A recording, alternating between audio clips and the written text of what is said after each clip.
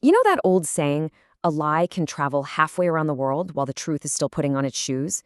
Well, in our world, the lie has already done a victory lap. So that's the big question, right?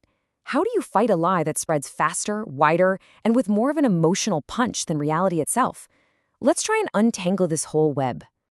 Okay, first things first, we've got to wrap our heads around just how big this problem is. This isn't some niche issue for tech nerds. It's a full-blown global crisis.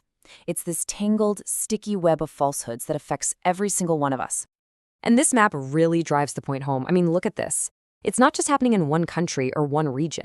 In the US, you can see trust in the media has just crashed, creating this vacuum where lies can thrive. And then you look over at a place like India, and the consequences are literally life and death. Viral rumors leading to deadly mob violence. No corner of the world is safe from this. And this is the rocket fuel for the whole crisis. Get this. Research from MIT found that lies, falsehoods spread a staggering 10 times faster online than actual factual news. 10 times.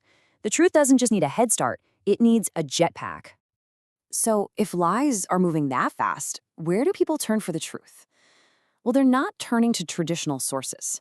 A Gallup poll shows that trust in mass media is at a near record low, just 32%. And when people don't trust the institutions that are supposed to inform them, it creates this vacuum, right? And that's the perfect breeding ground for manipulation. And if that wasn't bad enough, technology is just pouring gasoline on the fire. Now, you might think you're pretty good at spotting a fake. We all do. But wow, the data here is humbling. Only 0.1% of people, that's 1 in 1,000, can reliably spot a sophisticated AI deepfake. For pretty much all of us, seeing is no longer believing. And this is where it gets really serious. This isn't just about online arguments. We're talking about real-world life or death harm. You've got FEMA staff getting threatened because of hurricane lies. And in India, rumors on WhatsApp have led to dozens of people being beaten to death by mobs. In just the most tragic, awful irony, one of those victims was a health officer whose actual job was to bust those very same rumors. So, with a problem this huge, this fast, this dangerous, how in the world do you even begin to fight back?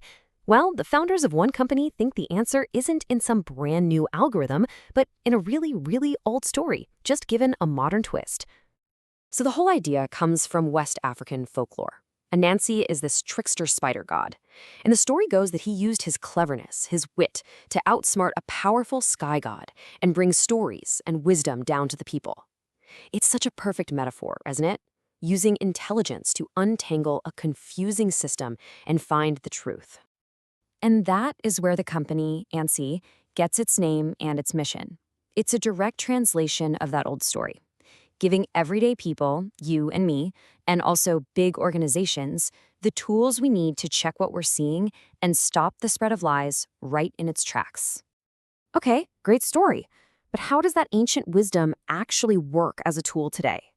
Well, Anansy is designed to fight misinformation where it's most powerful, inside those private, encrypted spaces like our WhatsApp groups.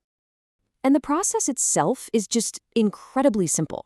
Say you get a weird message in the family group chat. Instead of just wondering if it's true, you just forward it to the Anansy number. A few seconds later, boom, you get a little card back that tells you if it's legit, false, or somewhere in between. Then you can share that proof right back into the chat. And here's the best part, no new app to download. It works right where you already are. Now, Anansy's game plan is pretty smart. They're basically attacking this from two sides. For all of us, for individuals, that forward to verify service is totally free. It helps build this huge network of people sharing the truth. But to actually pay the bills, they have a service for organizations. Think local government, health services, brands. It's a trust registry that lets them put a little tamper-proof badge on their real messages, so you know it's actually them and not some scammer. And here's a quick peek at how that paid model is priced out. You can see it's designed so anyone from a small local charity all the way up to a central government agency can get involved and protect themselves and their communities. All right, so the idea is great, the mission is important, but you know the question that always comes up? Can it actually work as a business? Is this blueprint for truth also a blueprint for, staying in business? Let's take a look at the plan. So this chart lays it all out. And it's that classic startup journey, right? You've got investment and losses in the first couple of years, But then you see that really sharp turn into serious profit by year 3. That's the milestone they're aiming for. So what's driving that jump into the green? Well, it all comes down to customer growth. It's about steadily growing those paying B2B customers, starting with a small group of 15 and scaling that up to 120 by the 3rd year. That's the engine. And look, what makes you take this plan seriously is that it's not just pie-in-the-sky numbers. It's built on a really solid foundation. They know exactly when they'll break even. They're projecting really healthy profit margins, the kind you see in strong software companies. And they're keeping things lean to start. It feels grounded. Okay, so they have a solid plan for the UK. That's the launch pad. But the final destination? Oh, it's way, way bigger. The real goal is to untangle the web of lies, not just in one country, but everywhere. And this is how they plan to get there, step by step. They start by proving it works in the UK. Then they hop over to the EU. Phase 3 is tackling the massive US market. And then finally, Phase 4 brings the whole story full circle, scaling into the biggest WhatsApp markets in the world, like India and across Africa, where the Anansy story comes from and where the need is just immense. Which brings us right back to the beginning.